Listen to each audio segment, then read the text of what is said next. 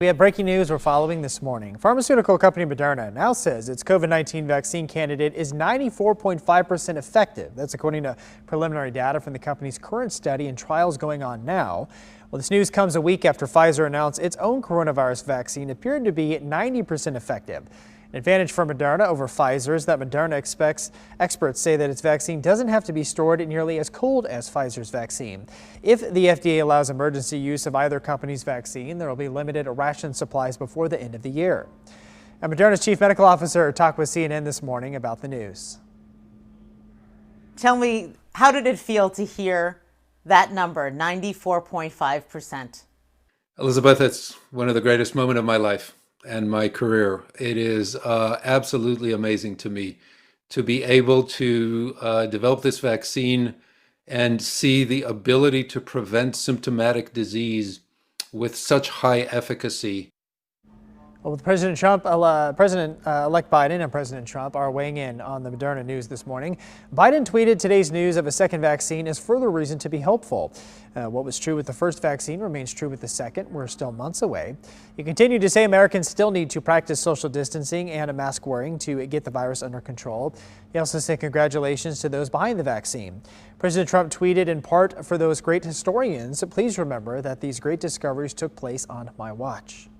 Well, coronavirus case numbers, meanwhile, are surging in both of our states. Missouri reported more than 3,700 new infections on Sunday. In its last update on Friday, Kansas added more than 6,200 cases, which is a record. We expect an update from health officials on both sides of the state line today. In the meantime, the pressure is building. With COVID cases skyrocketing, local hospitals are getting close to their breaking points. Today, we expect to hear from Kansas City, Missouri Mayor Quinton Lucas about the city's course of action moving forward. KBC9's Matt Evans has what we know so far. On Friday, local health departments and hospitals sounded the alarm quite loudly. We are at a breaking point in Kansas City. Hospitals are running out of room. COVID-19 is spreading uncontrollably across our community and the surrounding areas. These health department leaders and doctors saying that if we don't take more precautions or follow guidelines set by health experts, things will only get worse before they get any better. On Sunday in the Kansas City Star, Kansas City Mayor Quinton Lucas penned an op-ed writing that the question is not whether COVID-19 will impact you, but when and how much, and that he'll be announcing new guidelines today aimed at slowing the spread. He also urged young people in our community to take this virus more seriously. Nearly half of all the new COVID-19 cases are coming from people in their 20s and 30s. There is also a great deal of concern about what will happen if families hold large gatherings for Thanksgiving next week with cases so high here. Mayor Lucas tweeting on Twitter following this op-ed saying, quote, hold off this year on the big Thanksgiving event. Help us get through these next few months. Over the weekend, Mayor Lucas's office did confirm with us that he'll be making an announcement regarding further guidelines today, but exactly what that is, we aren't entirely sure.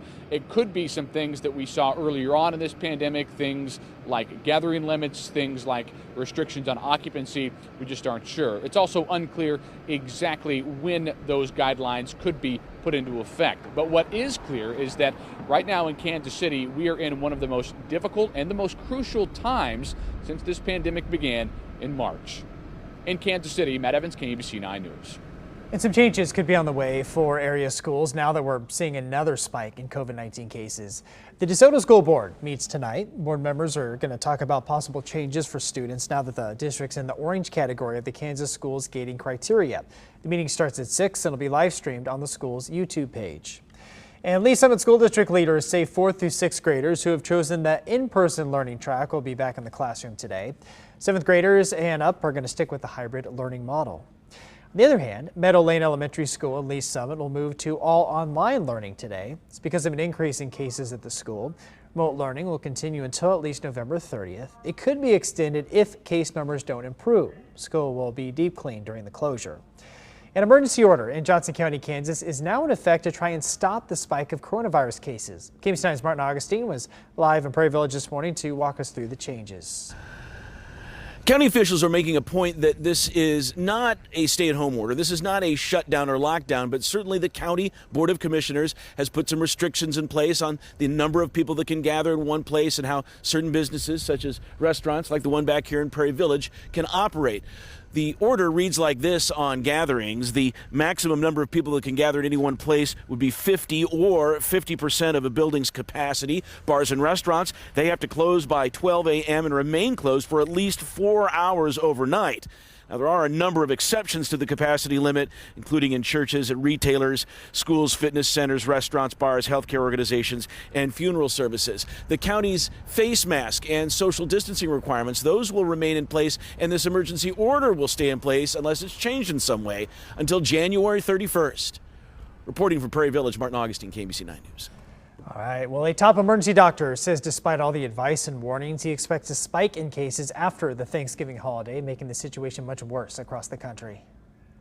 People are going to travel. People that would normally travel because they don't believe in the science, and then those that are just fatigued who are willing to take some chances. And we're going to see an unprecedented surge of cases following Thanksgiving this year. And if people don't learn from Thanksgiving, we're going to see it after Christmas as well. The CDC, along with countless health experts, would recommend that you only celebrate Thanksgiving with people in your own household this year. C-39, a local World War II Marine, is in the midst of a new battle fighting COVID-19 and pneumonia. 95-year-old Martin Murphy is battling the virus in a local hospital. His fellow veterans took this photo here to show their support. They're asking that everyone follow CDC guidelines to help protect their fellow man. World War II veterans and everybody back in that generation did what they could do for the country. And that's what we need to do now for this COVID-19. Well, doctors are trying to figure out how Murphy got COVID-19 in the first place. Families asking for prayers.